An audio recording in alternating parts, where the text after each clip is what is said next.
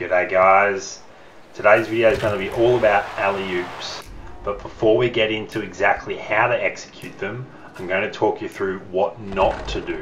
There's a couple of crucial errors you can make. The first error is passing into the ring. Don't do that. The second is passing behind someone.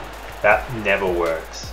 And thirdly, don't pass through defenders. They're just going to deflect the ball and you won't get the alley-oop.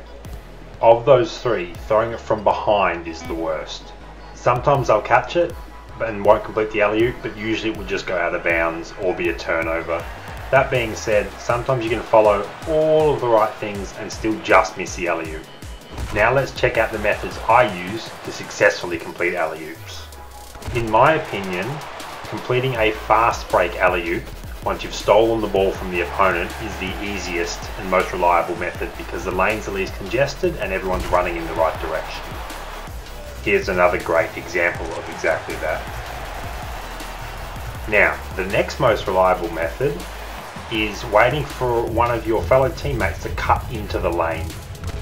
I believe that this is the second most successful method because it simulates a fast break dunk in that all the players are moving in the right direction.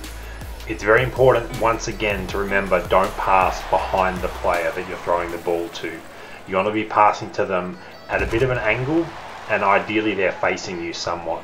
So often what I'll do is I'll actually pass from the side of the 3-point line to make sure that that angle is spot on.